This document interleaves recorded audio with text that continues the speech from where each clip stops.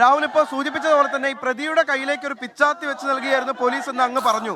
സത്യത്തിൽ ഈ കേസിൽ ഒന്നാം പ്രതിയാകേണ്ടതും പോലീസ് തന്നെയാണ്. ഈ കേസിനകത്ത് ഒന്നാമത്തെ പ്രതിയാകേണ്ടത് ആരാണ്? ഈ സ്റ്റേഷനിലെ സർക്കിൾ ഇൻസ്പെക്ടറാണ്, SHO ആണ്. ഒരു കൊലപാതക കേസിനകത്ത് പ്രതിയായിട്ടുള്ളയാൾ, അയാൾ വന്ന് അയാൾക്കെതിരായി 120 പേര് ഒപ്പിട്ടൊരു പരാതി നിലനിൽക്കെ ജാമ്യം റദ്ദ് ചെയ്യാൻ ഉത്തരവാദിത്തപ്പെട്ട SHO എന്താ ചെയ്തത്? അയാൾ സ്റ്റേഷനകത്തേക്ക് കയറാൻ പ്രയാസമുണ്ടെന്ന് പറഞ്ഞപ്പോൾ ഈ ചെന്താമര എന്ന് പറയുന്ന ആളെ കാണാൻ വേണ്ടിയിട്ട് ഈ SHO പുറത്തേക്ക് ഇറങ്ങി വരികയാണ്, സ്റ്റേഷനിൽ നിന്ന് പുറത്തേക്ക് ഇറങ്ങി വരികയാണ്.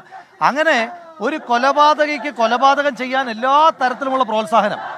ഇവിടെ നേരത്തെ സൂചിപ്പിച്ചു, PK ഫിറോസ് എന്നത് എൻ്റെ സഹപ്രവർത്തകനാണ്.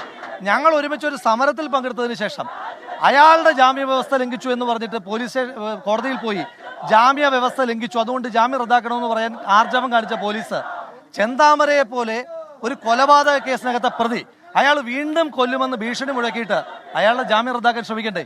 ഇനി അല്ലെങ്കിൽ തന്നെ ഒരു കൊലക്കേസിലെ പ്രതിക്ക് ജാമ്യത്തിന്റെ കണ്ടീഷൻ വെക്കുമ്പോൾ പഞ്ചായത്ത് പരിധി മാത്രമാണ് വെക്കേണ്ടത്. ഇനി പഞ്ചായത്ത് പരിധി വെച്ചിട്ട് തന്നെ ഈ കൊലപാതകത്തിൽ ഇൻവോൾവ് ആയിട്ടുള്ള കൊലക്കേസിലെ പ്രതിയും കൊല്ലപ്പെട്ടവരും 10 മീറ്റർ മാത്രം വ്യത്യാസം അടുത്തടുത്ത വീടുകളിൽ ഒരാഴ്ചയോളം താമസിക്കുമ്പോൾ കേരള പോലീസ് എവിടെയായിരുന്നു?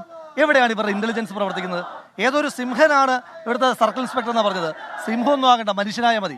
മനുഷ്യന്റെ സെൻസും ലോജിക്കും കാണിച്ചിരുന്നെങ്കിൽ തന്നെ സർക്കാർ ഈ പെൺകുട്ടികൾക്കൊപ്പം നിൽക്കുമെന്നാണ് പറയുന്നത്. സർക്കാർ ഈ പെൺകുട്ടികൾക്കൊപ്പം എങ്ങനെ നിൽക്കുമെന്നായി പറയുന്നത്? അവർ അച്ഛൻ കൊല്ലപ്പെട്ടു, അമ്മ കൊല്ലപ്പെട്ടു.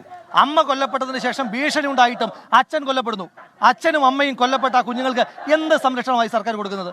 ഈ സർക്കാർ സംരക്ഷിക്കായിരുന്നെങ്കിൽ, സർക്കാർ സംരക്ഷിക്കണമെന്ന് താല്പര്യം ഉണ്ടായിരുന്നെങ്കിൽ അച്ഛൻ കൊല്ലപ്പെടില്ലായിരുന്നു, അച്ഛമ്മ കൊല്ലപ്പെടില്ലായിരുന്നു. അച്ഛനെ കൊന്നിട്ട് അമ്മയെ കൊന്നിട്ട് സംരക്ഷണം കൊടുക്കുമെന്ന് പറയും. ആ സംരക്ഷണം വാങ്ങാൻ വേണ്ടി നിൽക്കുകയാണോ കുട്ടികൾ? കൊലപാതകത്തിലാണ് പോലീസ് വീഴ്ചയിൽ യൂത്ത് കോൺഗ്രസ് പ്രതിഷേധിക്കുന്നത്. രാഹുൽ മാങ്കൂട്ടത്തിൽ MLA ഉൾപ്പെടെയുള്ളവർ ഈ പ്രതിഷേധത്തിൽ പങ്കെടുക്കുന്നു.